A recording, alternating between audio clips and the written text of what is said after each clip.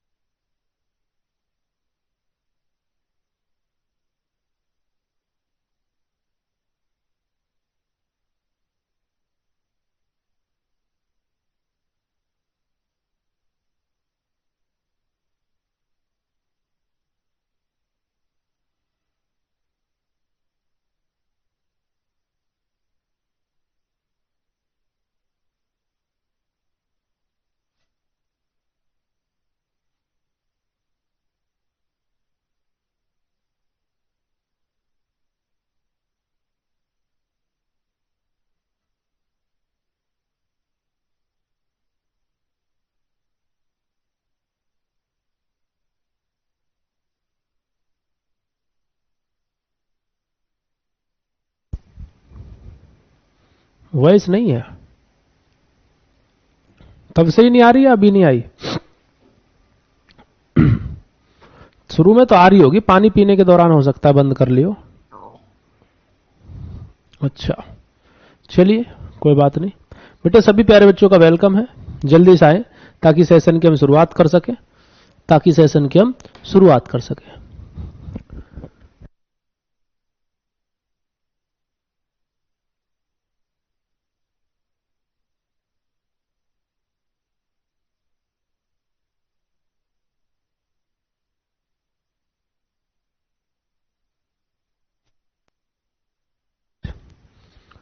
तो बेटा हम पढ़ रहे हैं लाइट एंड ऑप्टिकल इंस्ट्रूमेंट्स,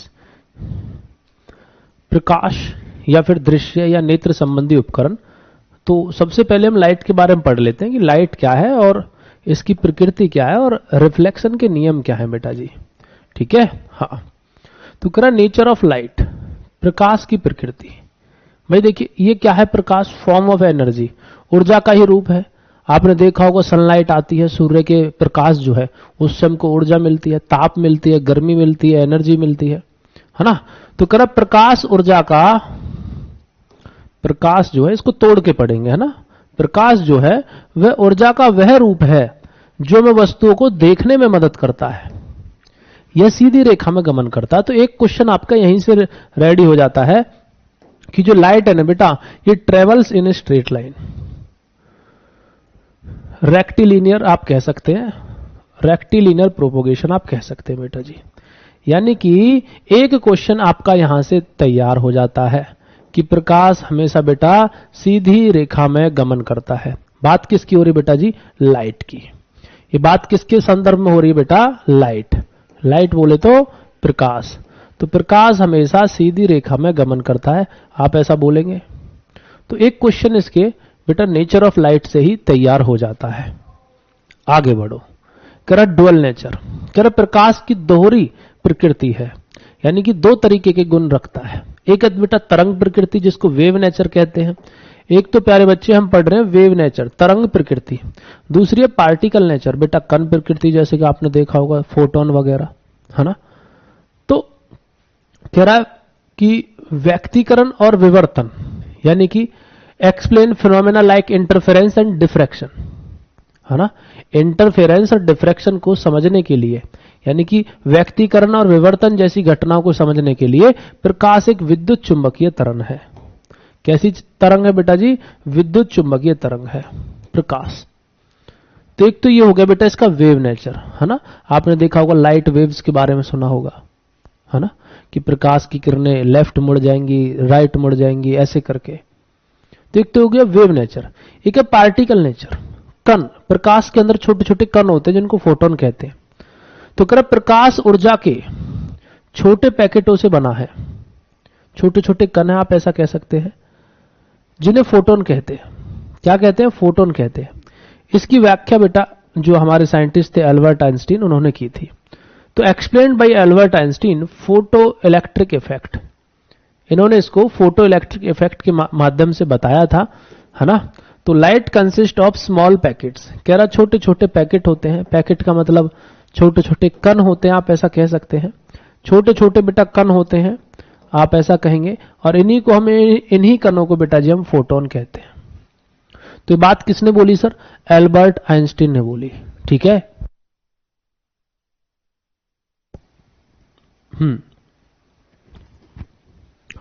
जल्दी बताएं बेटा, क्या इतनी चीजें पता हैं आपको या नहीं पता? एक कह रहा सर आप तो मुझसे बात ही नहीं करते। बेटा मैं किससे बात करता हूं? हैं? जल्दी बोले। हाँ,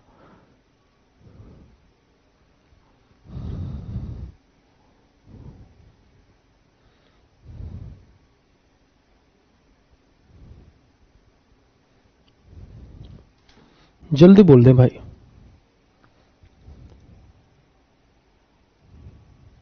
कह रहा लड़की कह रही है कि सर, लीना पोरवाल कह रही है कि सर हमको ना ये इंटरफेरेंस, हमें ये एक तो इंटरफेरेंस और जो आपका डिफ्रैक्शन है बेटा, इसको बता दो। आप यही कह रहे हो ना बेटा? जी सर बिल्कुल बताएंगे। इंटरफेरेंस यानी कि आप बोल रहे हो बेटा व्यक्तीकरण और विवर्तन, इनकी बात कर रही है लड़की। तो बेटा इंटरफेरेंस तब होता है जब दो अलग तरंगें आपस में मिलती हैं, है ना? ये कब होता है? आप लिख दें बेटा, जब दो अलग तरंगें, अलग अलग प्रकार की तरंग जो होती हैं आपस में मिलती है, आपस में मिलती है, आपस में मिलती है। अभी दिखाएंगे, टेंशन ना लो। इसको बोलते हैं इंटरफेरेंस। लेकिन जब हम बात करेंगे डिफ्रैक्शन की, तो डिफ्रैक्शन कब होता है? ये तब होता है जब एक ही तरंग किसी छोटे छेद या किनारे से टकराकर मुड़ जाती है। जब एक ही तरंग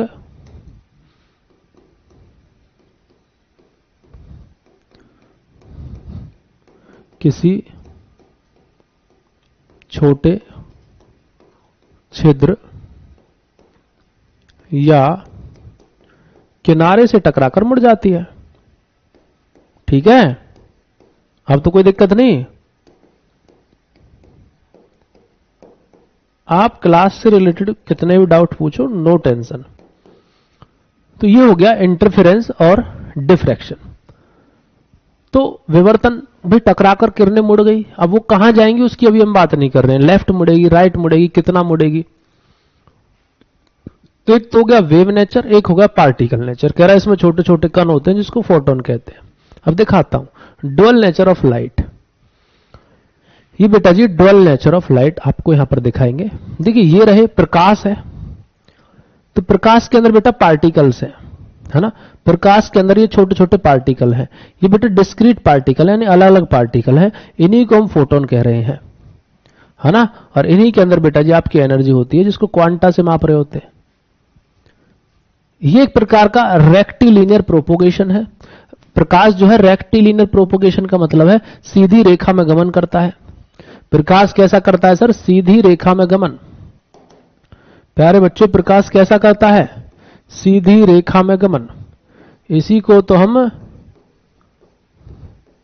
सीधी रेखा में गमन करता है, इसी को रेक्टिलिनियर प्रोपोगेशन हम कह रहे थे।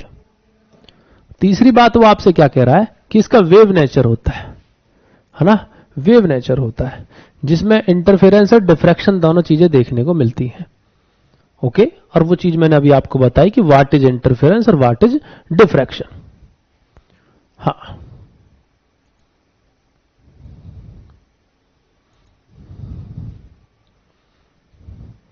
अब है स्पीड ऑफ लाइट। आपने सुना होगा क्वेश्चन कि सर स्पीड ऑफ लाइट, हालांकि ये शायद मैंने पिछली क्लास में बताया भी था। कह रहा निर्वात में प्रकाश की चाल जो है 3 × 10⁸ मीटर पर सेकंड होती है। तो निर्वात में प्रकाश की चाल सबसे अधिक होती है खाली एरिया में। जैसे जैसे माध्यम का घनत्व बढ़ता है चाल कम होती जाती है। ये बेटा बहुत इंपॉर्टेंट लाइन है। यानी कि अगर खाली जगह में, वैक्यूम का मतलब होता है निर्वात, वैक्यूम का मतलब होता है निर्वात, निर्वात को खाली जगह बोलते हैं अगर किसी को नहीं पता हो तो। खाली जगह में जिसमें कुछ भी ना हो, हवा पानी वगैरह कुछ भी ना हो, खाली जगह, एम्प्टी स्पेस। तो खाली जगह में प्रकाश बहुत तेजी से दौड़ता है और उस समय प्रकाश की स्पीड इतनी रहती है 3 × 10⁸ मीटर पर सेकंड। कह रहा है जैसे जैसे माध्यम सघन होता चला जाएगा, जैसे कि हवा आ गई तो हवा में थोड़ी और स्लो हो जाएगी, पानी आ गया तो थोड़ी और स्लो हो जाएगी, पानी की जगह शहद आ गया तो और स्लो हो जाएगी। तो जितना ज्यादा गाढ़ा मटेरियल या सघन माध्यम आता जाएगा प्रकाश की चाल धीमी होती चली जाएगी। एक है वेवलेंथ, तरंग दैर्ध्य। कह रहा दृश्य प्रकाश की तरंग दैर्ध्य सीमा 3900 एंगोस्ट्रम होती है, इससे लेकर 7800 एंगोस्ट्रम तक जाती है। तो बेटा जी जो वेवलेंथ है प्रकाश की, visible light range is 3900 angstrom to 7800 angstrom तक इसकी तरंग दैर्ध्य होती है। तो अगर आपसे पूछ ले, इसको वैसे पूछ ले नैनोमीटर में, तो 400 नैनोमीटर से लेकर 700 नैनोमीटर आप नैनोमीटर की फॉर्म में भी बता सकते हैं। ओके, तो अगर आपसे पूछे प्रकाश की निर्वात में चाल, तो आप बताएंगे 3 × 10⁸ मीटर पर सेकेंड। सबसे ज्यादा निर्वात में ही इसकी चाल होती है। जैसे जैसे मीडियम डेंस होता चला जाता है, सघन होता चला जाता है, इसकी स्पीड स्लो होती चली जाती है। अगर आप कुछ से वेवलेंथ पूछेगा तो 3900 से लेकर 7800, 3900 दूनी 7800 होता है ना? हाँ, 3900 का डबल होता है 7800। तो 3900 से लेकर 7800 एंगोस्ट्रम, या आप कह सकते हैं 400 से लेकर 700 नैनोमीटर के बीच होती है। आगे आओ। अब बेटा रिफ्लेक्शन ऑफ लाइट, प्रकाश का परावर्तन। बेटा न्यूमेरिकल जैसे भी आएंगे, बता रहा हूं मैं, हर क्लास में न्यूमेरिकल करा रहा हूं, तुमको पता है, तो पहले थ्योरी तो पढ़ लो। रिफ्लेक्शन ऑफ लाइट, प्रकाश का परावर्तन। परावर्तन का मतलब क्या है भाई? टकराकर चीजें वापस हो जाना।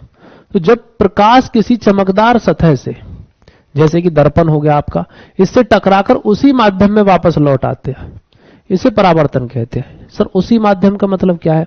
मान के चलिए यहां पर आपका शीशा है, यहां पर आपका दर्पण है ना?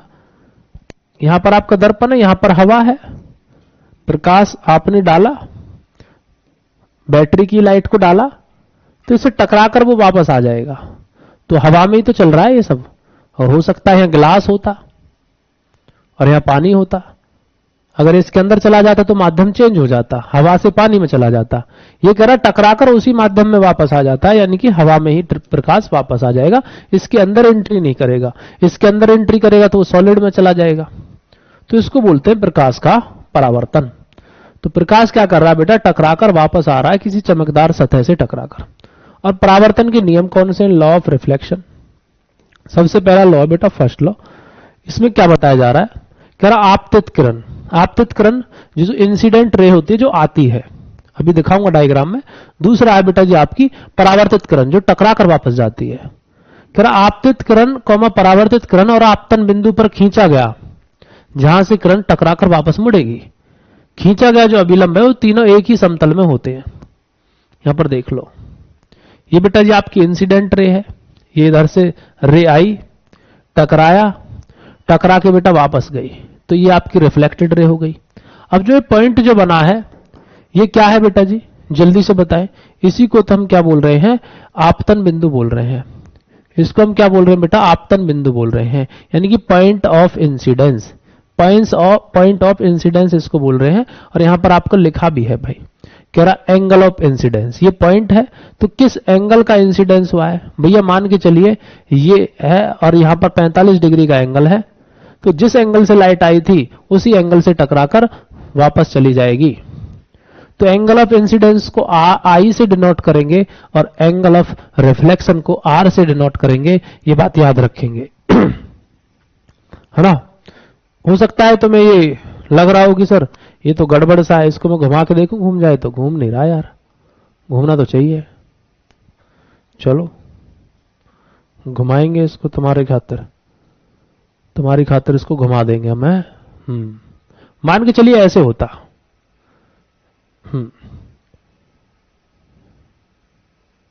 मान के चलिए ऐसे होता, तो जैसे ये आया, प्रकाश डाला आपने कांच पर, दर्पण पर, ये टकरा के ऐसे वापस भाग जाएगा। तो जिस एंगल से गया उसी एंगल से वापस भी चला जाएगा प्रकाश। तो इसको बोल रहे हैं एंगल ऑफ रिफ्लेक्शन।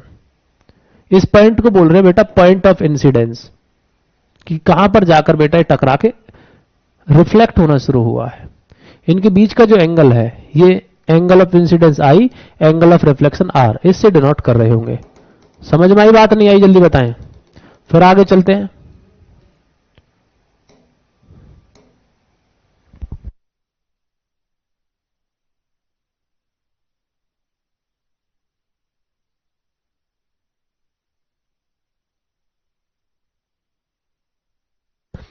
ठीक है भाई, तो मैं आपको अभी बोला कि जैसे ये यहां से टकराएगा, जिस एंगल से आएगा उसी एंगल से वापस चला जाता है। तो मान के चलिए ये 90 डिग्री है या 45 डिग्री है, तो ये भी बेटा 45 डिग्री ही रहेगा, है ना। ये कितना रहेगा बेटा जी, 45 डिग्री रहने वाला है। ओके सर, तो इस तरीके से दोनों जो पॉइंट है वो बराबर रहेंगे। और यहां पर देखिए सेकंड लॉ यही कहता है। तो अभी मैंने फर्स्ट लॉ समझाया कि परावर्तित किरण और आपतित किरण जो होती है वो जिस बिंदु पर जाके टकराएंगी वहां से बेटा अभिलंब जो है वो तीनों एक ही समतल में होते हैं, है ना। तो कह रहा at the norm the incident ray comma the reflected ray and the normal at the point of the incidence all lies in the same plane। same plane का मतलब है जिस रास्ते से आएंगे उसी रास्ते से वापस चले जाएंगे। सेकंड लॉ कह रहा है the angle of incidence I is always equal to angle of reflection R. तो आई और आर वाला जो कोण है ये हमेशा बेटा बराबर होते हैं। इसके लिए फॉर्मूला भी है ना, इसके लिए फॉर्मूला भी है, ये रहा। तो angle of incidence is equals to angle of reflection, यानी angle of I is equals to angle of R. Is that clear और नॉट? देखकर चक्कर आ रहा है, घुमा दिया सर ने। बेटा इमेज को घुमाया था, तुमको नहीं घुमाया था। अब जरूरी ना है कि 45 हो, वो तुम्हारे ऊपर है, तुमने किस एंगल से डाला है। तुमने इस एंगल से प्रकाश डाला तो वो इसी एंगल से वापस भागेगा। तो इसलिए मैंने 45 मिटा दिया यहां से। कभी तुम सोचो सर ने तो 45 लिख रखा, वही मानेंगे। अब इसके अंदर आता है बेटा प्लेन मिरर, समतल दर्पण। कह रहा प्रतिबिंब की विशेषता क्या रहती है समतल दर्पण की? वर्चुअल एंड डायरेक्ट रहता है। इसका मतलब क्या बेटा जी, आभासी और सीधा प्रतिबिंब बनता है। Image can not be obtained on A screen, यानी कि इसकी जो इमेज है उसको स्क्रीन पर आप नहीं ले सकते, ठीक है, स्क्रीन पर आप नहीं ले सकते। तो वर्चुअल एंड डायरेक्ट होता है। Image can not be obtained on A screen, जैसे कि आपका थिएटर वगैरह में जाते हैं ना, तो उसमें से लाइट पड़ती है, उसको स्क्रीन पे तुम देखते हो। पहले यही, अभी भी यही चलता है, जो मूवी वगैरह चलती है ना, तो उसमें से प्रकाश की किरणें आती हैं, वो सामने पर्दे पर पड़ती हैं और आपको दिख रहा होता है जो भी वहां पर दृश्य होंगे, ठीक है। लेकिन यहां पर ऐसा नहीं है। कह रहा है यहां पर जो है ना, इमेज को हम स्क्रीन पर, पर्दे पर नहीं पकड़ सकते, पर्दे पर नहीं देख सकते। सेम साइज यानी कि प्लेन मिरर। कह रहा size of image is equals to size of object. प्रतिबिंब का आकार जो है वस्तु के आकार के बराबर रहेगा। लेटरल इन्वर्जन, पार्श्व उत्क्रमण जिसको कहते हैं, कह रहा वस्तु का बायां हिस्सा प्रतिबिंब में दाईं ओर दिखता है। जब आप मोबाइल में सेल्फी लेते हो तो कई बार आप देखते हो कि जैसे आपने सेल्फी खींचा, आपकी ये वाली कनपट्टी आपके फोटो में इधर की तरफ दिख रही होती है ना। आपने ऐसे फोटो खींचा, जब फोटो में देखोगे तो आपका फोटो ऐसे आता है। तो इसको बोल रहे लेटरल इन्वर्जन, है ना। लेटरल इन्वर्जन यानी वस्तु का बायां हिस्सा प्रतिबिंब में दाईं ओर दिख रहा होता है। अभी दिखाऊंगा। तो ये है बेटा जी प्लेन मिरर। तो देखिए कहना converging nature of concave mirror. अवतल दर्पण की अभी सारी प्रकृति देख लेते हैं। वर्चुअल भी दिखाएंगे, इनलार्ज्ड भी दिखाएंगे, ये सारी चीजें हैं यहां पर, ठीक है। हाँ अभी आओ। ओहो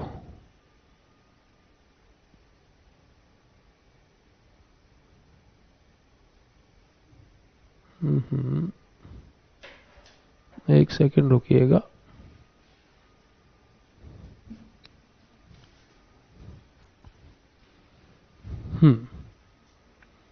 अब कुछ इंपोर्टेंट फॉर्मूलाज फॉर एग्जाम के लिए।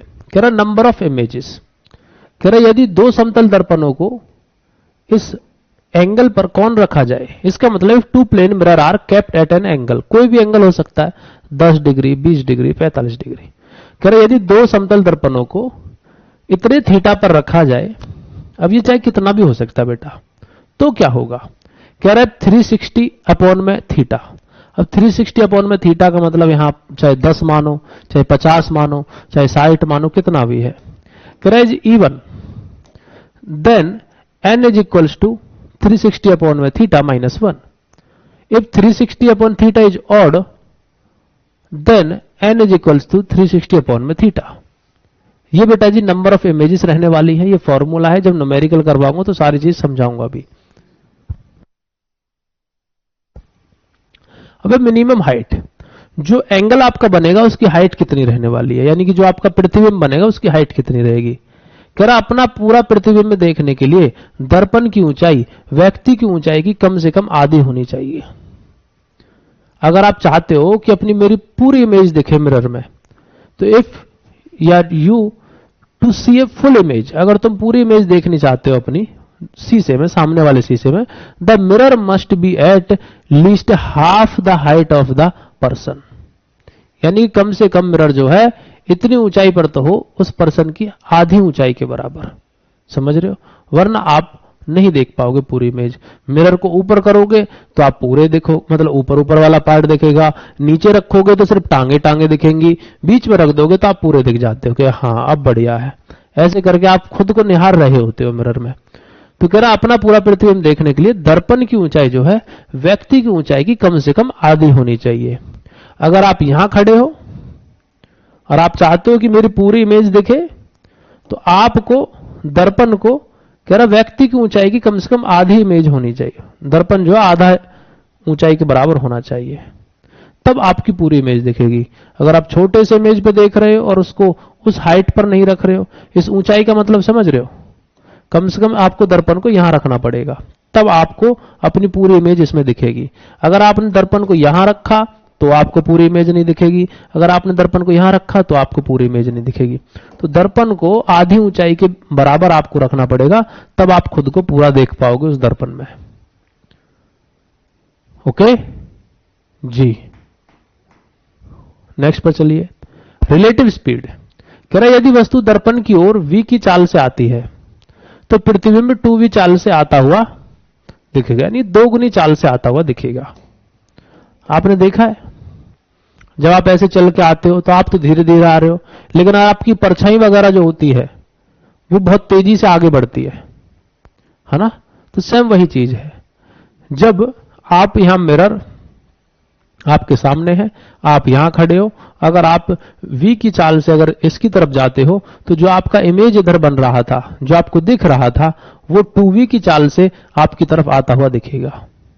ऐसा लगेगा मैं तो धीरे जा रहा हूं, लेकिन शीशे में जो आदमी है मेरी तरीके का वो बहुत तेजी से मेरे नजदीक आ रहा है। तो ये आपका रिलेटिव स्पीड है, इसको भी आपको याद रखना है, इंपोर्टेंट है, बच्चा फंस जाता है यहां पर। कह रहे यदि वस्तु दर्पण की ओर v की चाल से, मान के चलिए कुछ भी हो सकती है 10 मीटर पर सेकंड, तो कह रहा प्रतिबिंब जो है ना वो 20 मीटर पर सेकंड की चाल से वापस आता हुआ दिखेगा। प्रतिबिंब कितना दिखेगा? 20 मीटर प्रति सेकंड की चाल से वापस आता हुआ दिखेगा। दिनेश कुमार मिश्रा, बेटा ये क्या बता रहे हो?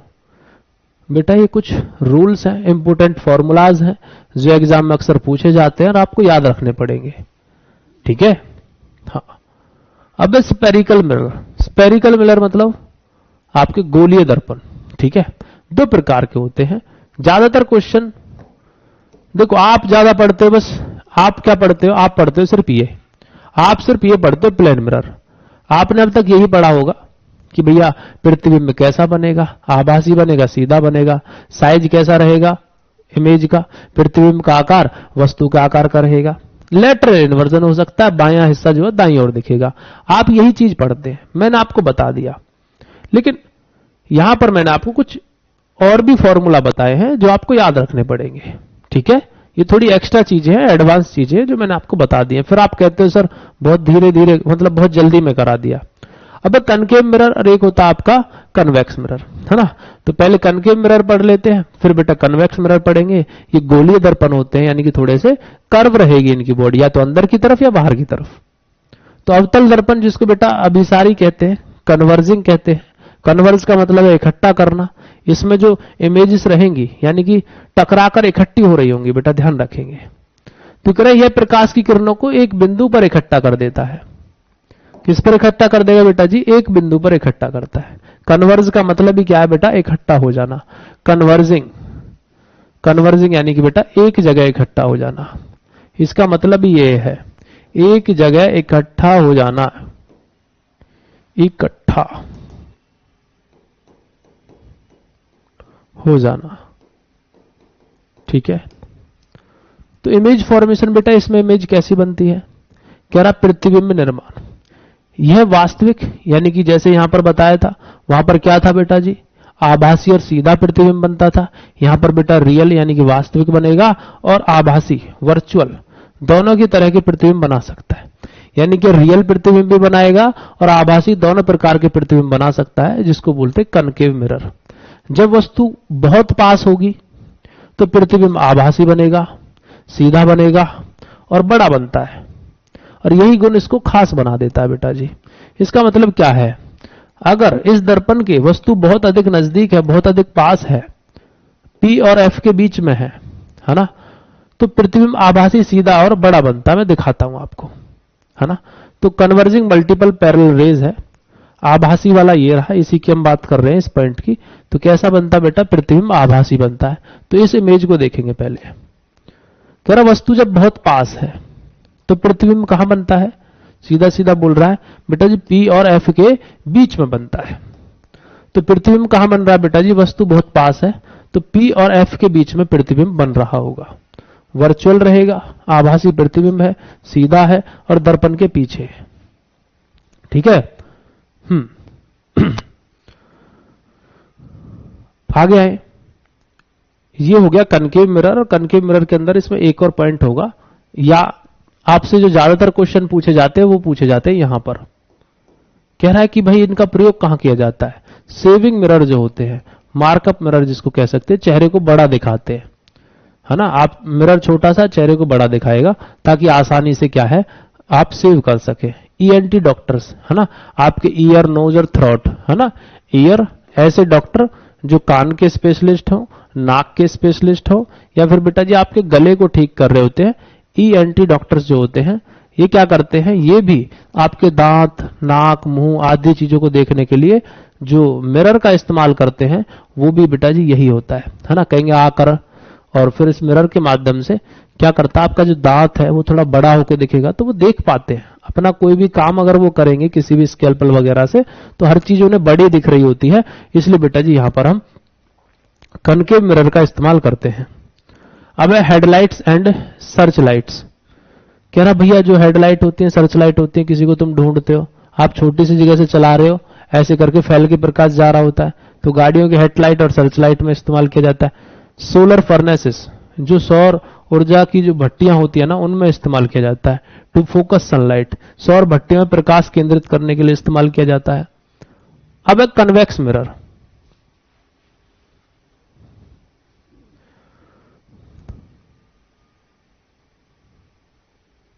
आगे चलेंगे बेटा, जल्दी बताएं।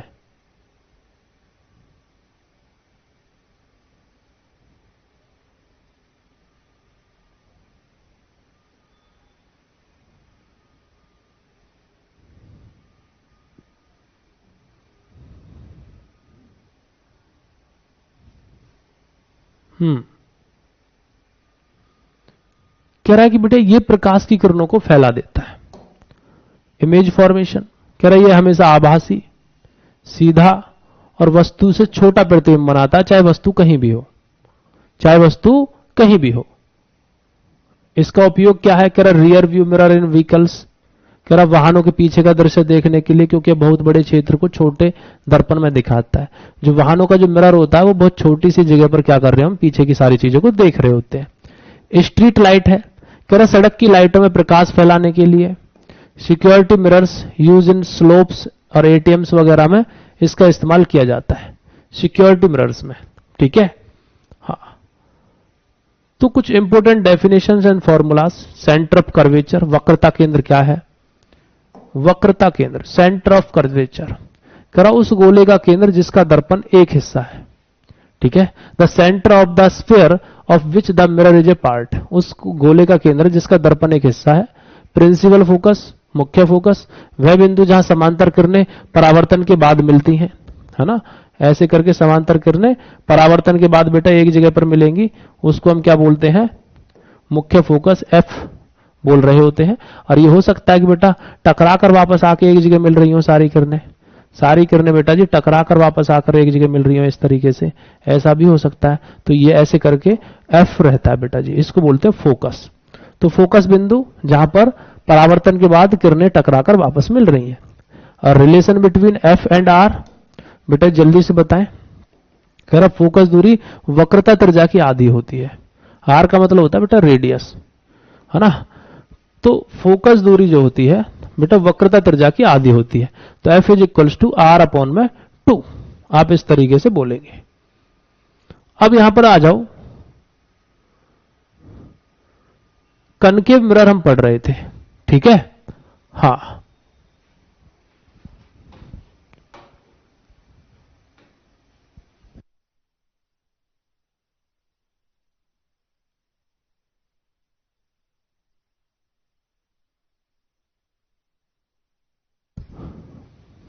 तो बेटा ये है आपका कनकेव मिरर।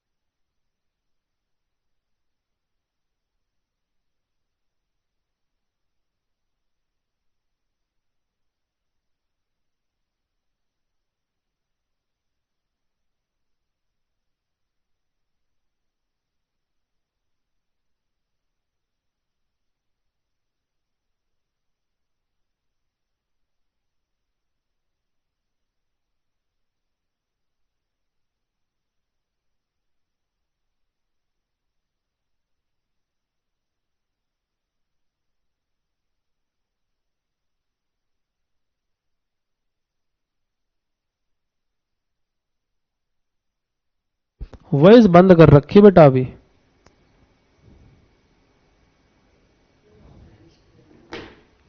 देखो थोड़ा सा इमेज में गड़बड़ है, बस लेंस को लेकर। जो मिरर है ना आपका, इस मिरर को लेकर थोड़ी सी गड़बड़ है, मिरर उन्होंने गलत जगह दिखा रखा है, ठीक है। तो इसको मैं हटा ही देता हूं, इसको प्यारे बच्चे मैं हटा के दूसरी इमेज लगा रहा हूं, ठीक है। हाँ, ये जो है ये है आपका प्यारे बच्चे कनकेव मिरर, ठीक है। ये आपका कनकेव मिरर है। उन्होंने क्या कर रखा था, अरे भाई रुक जा,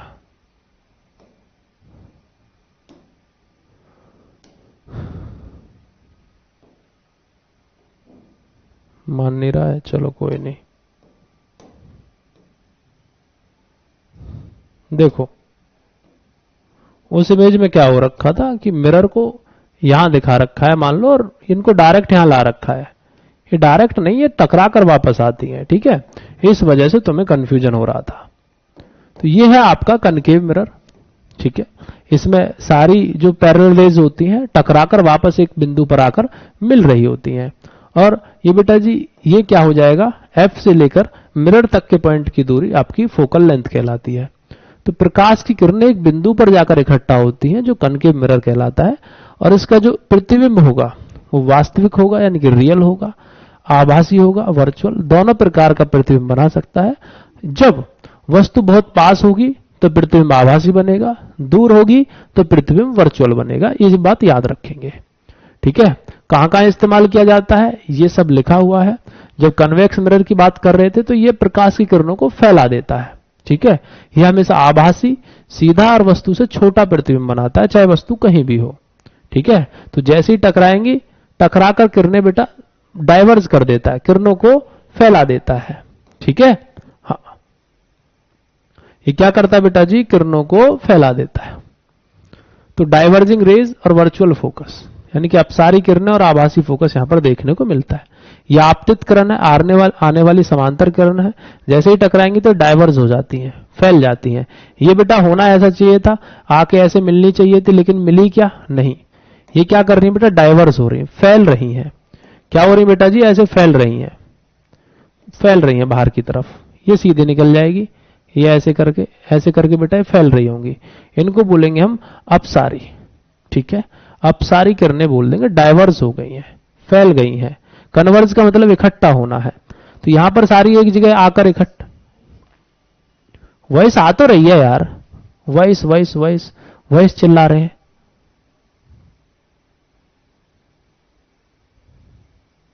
कौन कह रहा वॉइस नहीं आ रही?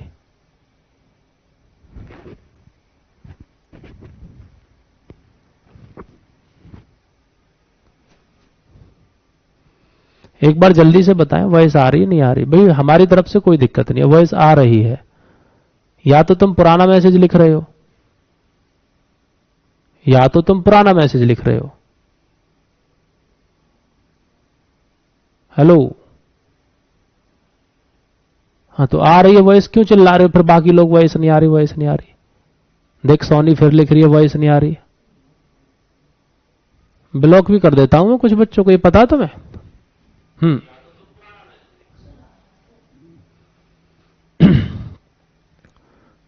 तो बेटा जी ये क्या रहेगा, प्रतिबिंब जो है आभासी, सीधा और वस्तु से छोटा बनाता है, ठीक है, चाहे वस्तु कहीं भी हो।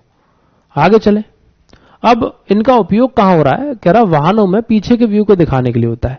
अब वाहनों का जो मिरर होता है वो बहुत छोटा मिरर होता है, और आप देखोगे वाहनों का जो मिरर होता है बहुत छोटा मिरर होता है। आप देखोगे तो उसी मिरर में आपको 5-6 गाड़ियां दिख रही होती हैं पीछे तक चलते हुए, बहुत दूर तक का दृश्य दिखता है।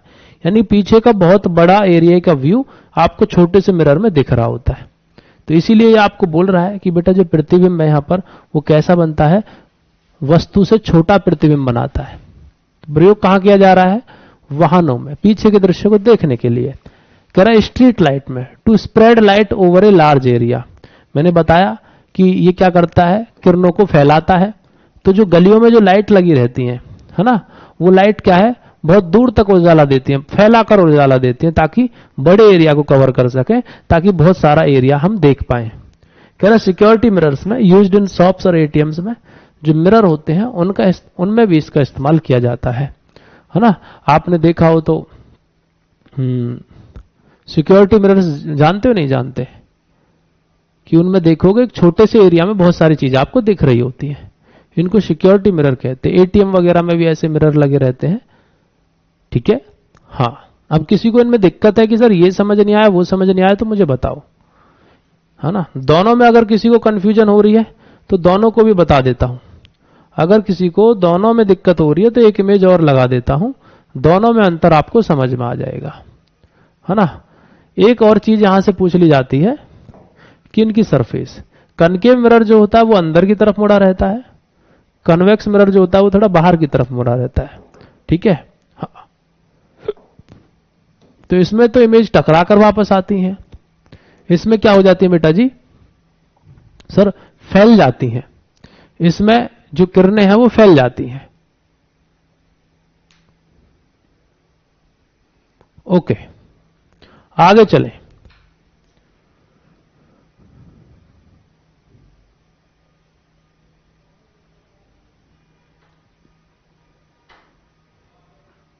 मिरर फॉर्मूला कह रहा बेटा 1F इज इक्वल्स टू,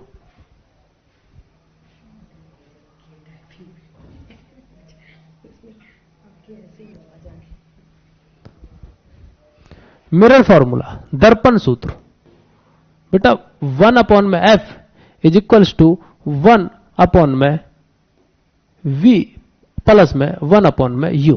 अब यहां पर सर v क्या है, u क्या है, f क्या है? f तो बेटा फोकल लेंथ है, जो यहां पर आपको f दिखता है ना इमेज में, यहां पर f, ये f बोले तो फोकल लेंथ, सर v बोले तो इमेज की डिस्टेंस, u बोले तो सर ऑब्जेक्ट की डिस्टेंस। यानी कि बेटा जी अगर यहां पर आपका ऑब्जेक्ट है, मान के चलिए ये आपका कनकेव मिरर है, ठीक है, यहां पर आपकी कोई वस्तु रखी हुई है ना, तो इसको तो बोलेंगे हम, इस दूरी को तो बोलेंगे क्या बेटा जी, इस दूरी को हम बोलेंगे u। और मान के चलिए आपकी इमेज ऐसे करके, इमेज जो है आपकी टकराकर इधर बनी है, मान के चलिए इमेज इधर बनी है, मान के चलिए बेटा इमेज जो है वो इधर बनी है, इधर बनी है, तो इसको बोल रहे हैं बेटा यहां से लेकर यहां तक की जो डिस्टेंस अब मानी जाएगी इसको बोलेंगे हम v। और फोकल लेंथ बेटा जी f, फोकस ये f माना जाएगा जहां पर इमेज बन रही है। तो अगर आपको मिरर फॉर्मूला की बात करें, कोई भी चीज निकालनी हो तो इस फॉर्मूला से निकालेंगे। अगर आपको फोकल लेंथ दे रखी है, इमेज की डिस्टेंस दे रखी है, लेकिन आपको ऑब्जेक्ट की डिस्टेंस नहीं दे रखी, तो ये फॉर्मूला पुट करेंगे, आप निकाल लेंगे। कोई भी एक चीज नहीं दे रखी है, दो चीज दे रखी है, तो आप आसानी से निकाल सकते हो। अब मैग्निफिकेशन, मैग्निफिकेशन यानी एक तरीके से आवर्धन आप कह सकते हैं, तो m से इसको डिनोट कर रहे होते हैं। तो m is equals to height of image upon में हाइट ऑफ ऑब्जेक्ट, यानी कि हाइट ऑफ इमेज मैंने आपको बताया था कितनी होती है भैया, इसको v से, और ऑब्जेक्ट u से डिनोट करते हैं। अभी देखो बताया ना, u मतलब ऑब्जेक्ट, v मतलब इमेज, तो कह रहा है इमेज की हाइट को ऑब्जेक्ट की हाइट से भाग दे देते हैं तो मैग्निफिकेशन आ जाता है। कह रहा है अगर m नेगेटिव आता है तो इमेज रियल है, अगर m पॉजिटिव आता है तो इमेज वर्चुअल है। ठीक है, ये आपको याद रखना है बेटा। कह रहा कनकेव मिरर की फोकल लेंथ हमेशा नेगेटिव में रहती है और कॉन्वेक्स मिरर की फोकल लेंथ हमेशा पॉजिटिव में रहती है। यहां से क्वेश्चन बनता है और हमें आंसर निकालने के बाद उसको अगर पूछा जाता है कनकेव मिरर में तो उसको ऑटोमेटिक ही हम नेगेटिव में आंसर देते हैं, अगर पूछा जाता है कन्वेक्स की फोकल लेंथ तो पॉजिटिव में आंसर देते हैं। अब इसके बाद हम पढ़ेंगे हम रिफ्रैक्शन ऑफ लाइट, प्रकाश का परावर्तन। ठीक है, लेकिन अभी हमने अपवर्तन पढ़ा था। अपवर्तन में जो कुछ भी यहां पर दिक्कत हालांकि है नहीं, मेरी तरफ से तो कोई दिक्कत है नहीं, जो इमेज जो थोड़ी सी गड़बड़ हो रखी थी उस इमेज को मैंने डिलीट कर दिया है। तो आप इसको कल अच्छे से पढ़ के आएंगे और बेटा मैं यहां से कम कल आपको 15 क्वेश्चन करवाऊंगा ताकि आपके सारे डाउट दूर हों, ताकि आपके सारे डाउट्स दूर हो जाएं और आप किसी भी प्रकार का क्वेश्चन आए तो उसमें फंसे ना। ठीक है, हाँ अभी के लिए तो मैं इतना ही कहूंगा कि आप इस सेशन को देखें, अच्छे से पढ़ें, आप खुद की भी एनसीईआरटी बुक वगैरह का यूज करें। अगर फिर भी कोई डाउट है तो बेटा कल, यानी कि कल हम रिफ्रैक्शन ऑफ लाइट जो है ना उसको बाद में पढ़ेंगे, उससे पहले हम बहुत सारे क्वेश्चंस करने वाले हैं, थ्योरेटिकल क्वेश्चन भी करेंगे, न्यूमेरिकल क्वेश्चन भी करेंगे, ताकि आपके सारे डाउट्स दूर हो जाएं मिरर को लेकर। ठीक है, हाँ ओके। पावर का न्यूमेरिकल समझ नहीं आया बेटा, वो तो पिछली क्लास में था, अब तुम्हें देखना चाहिए था, मुझे टेलीग्राम पे आप मैसेज कर दीजिएगा। ठीक है, अगर आपको कोई भी डाउट है तो आप उसको लिखकर लाइएगा और कल मेरे से पूछ लीजिएगा। ठीक है, हाँ हालांकि जितने क्वेश्चंस मैं कराऊंगा उन क्वेश्चंस को करने के बाद आपका एक भी डाउट बाकी नहीं रहेगा। ठीक है, और याद रखना मिरर से या लेंस से बहुत सारे क्वेश्चन बनते हैं और बच्चा कंफ्यूज होता है, इसीलिए स्पेशल क्लास न्यूमेरिकल और क्वेश्चन की रखूंगा ताकि आप इसको आसानी से समझ सकें। ठीक है, हाँ मैग्निफिकेशन बेटा कुछ नहीं होता है, हाइट ऑफ इमेज अपॉन में हाइट ऑफ ऑब्जेक्ट कर दो, मैग्निफिकेशन निकल कर आ जाता है। ठीक है।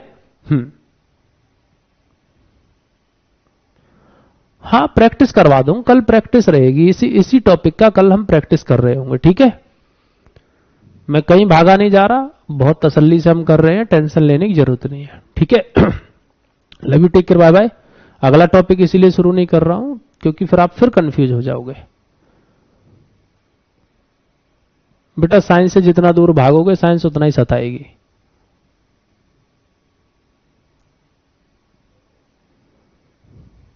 अगली क्लास बेटा मैं फिजिक्स की लेकर आ जाऊंगा, बस अगली क्लास जो मेरी सैटरडे को रहेगी उसकी मैं फिजिक्स की लेकर आ जाऊंगा। भले ही उसमें 50 क्वेश्चन रहेंगे लेकिन अच्छे क्वेश्चन रहेंगे। ठीक है।